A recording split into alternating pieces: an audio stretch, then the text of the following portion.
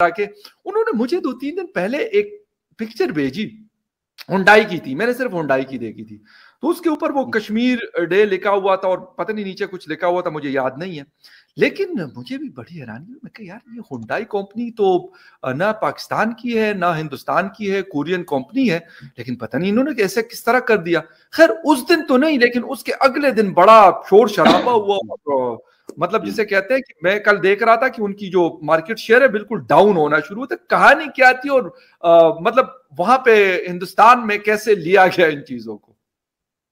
देखिए, हुंडई हो या केएफसी हो या ओसाका बैटरीज हो, इसुजू हो, बॉस्च है, ये कुछ कंपनीज है जिन्होंने कश्मीर के लिए कश्मीर डे पे, जैसे कश्मीर सॉलिडारिटी डे बोलते हैं, उस पर ट्वीट किया।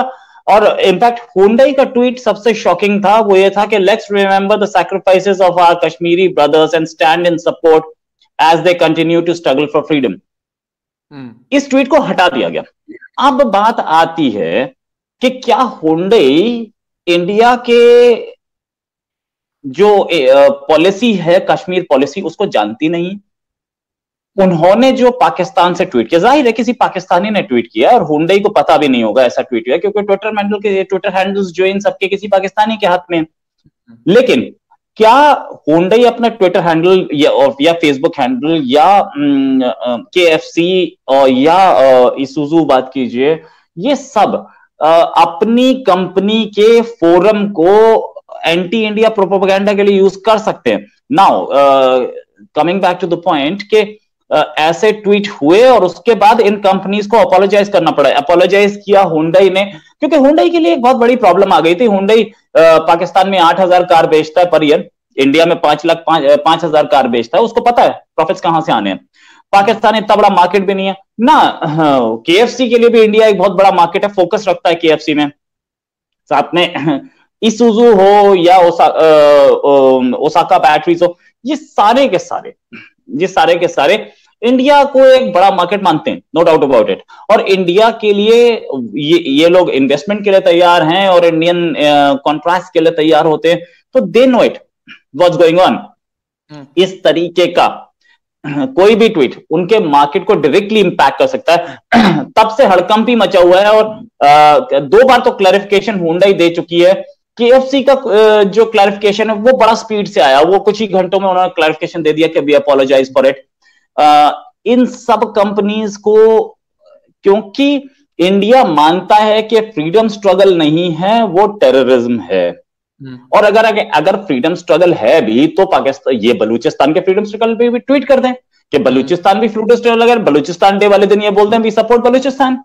ऐसा कुछ हुआ नहीं भाई, हुंडई इंडिया कर दे हम मान लेंगे, नहीं तो द फैक्ट इज कि इस तरीके का मिसयूज हुआ, इसीलिए कंपनीज को अपोलोजाइज करना पड़ा। इनफैक्ट सुना है कि हुंडई का शेयर भी क्रैश हुआ क्योंकि हुंडई का इतना बड़ा मार्केट हाथ से निकलने का डर था।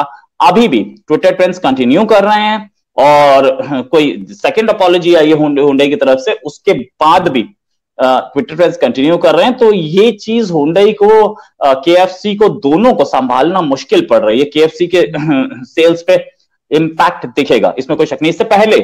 इससे पहले हमारे पास एक केस आया था जहां जोमैटो, जो कि हमारे ऑनलाइन फूड डिलीवरी प्लेटफॉर्म है जिसमें आप किसी भी रेस्टोरेंट से फूड ऑर्डर करते हैं, तो हमारे फूड पांडा हमारे यहाँ किसी भी किसी से भी कर दीजिए, उनका आदमी आके दे जाता है, उसमें वो चार्ज ले लेता है, राइट, ऑनलाइन, राइट। तो एक जोमैटो ने ऐसा, एक कोई आदमी था जिसने फूड ऑर्डर किया और उसको देखा डिलीवरी मैन मुसलमान है, तो उसने ऑर्डर कैंसिल कर दिया। ये बात इश्यू बनी।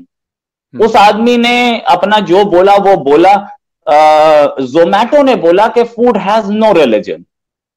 उसके बाद ट्विटर पे पूछा गया कि if food has no religion तो आप झटका और हलाल कैसे लिखते हैं, आप वो भी नहीं लिखिए। देन सडनली जोमैटो के ऑर्डर्स पे हम लोगों को इंपैक्ट दिखा और जोमैटो की मार्केट प्रेस्टीज पे हमें इंपैक्ट दिखा। दोनों तरफ से कहानी सही थी। वो उसने बोला कि फूड हैज नो रिलीजन, बिल्कुल सही, इस बात को सब मानते हैं। लेकिन फिर वो हलाल और झटका जो लिखते हैं फूड पे, वो भी नहीं लिखा होना चाहिए, ये भी बात बिल्कुल सही है। फूड हैज नो रिलीजन, तो वो भी नहीं लिखा जा सकता। तो इसमें जोमेटो की गलती मैं बिल्कुल नहीं मानूंगा। और सच तो यह है कि फूड का कोई रिलीजन नहीं होता, मुसलमान भी खाता है तो हिंदू भी खाता है ना, ऐसा नहीं है कि नहीं खाता हिंदू। लेकिन क्योंकि उसको एक रिलीजियस कलर दिया गया इसलिए प्रॉब्लम आई। यहां पे एक कश्मीर जो है वो एक नेशनल आइडेंटिटी है, इंडिया के लिए नेशनल प्रेस्टीज है, और इंडियन गवर्नमेंट के स्टैंड से बाहर हैं। अभी तक इंडियन गवर्नमेंट ने इस पर कुछ नहीं बोला, क्योंकि पाकिस्तान की तरफ से कुछ लोगों की गलती थी, पाकिस्तान की गवर्नमेंट की भी गलती नहीं थी। अगर गवर्नमेंट की गलती होती तो हमारी गवर्नमेंट ऑफ इंडिया बोलती, या हो सकता है कि कहीं से एक सीक्रेटली कोई फोन कॉल गई हो, मुझे उम्मीद नहीं है। गवर्नमेंट ऐसे करती है तो गवर्नमेंट ऑफिशियली देती है, हमारे सीक्रेट फोन कॉल नहीं जाती है। लेकिन जरूर गवर्नमेंट नाराजगी दिखा देगी आने वाले टाइम में। लेकिन जिस तरीके से ये हुआ है, कश्मीर सॉलिडारिटी डे पे बोला फ्रीडम ऑफ कश्मीर, तो ये चीज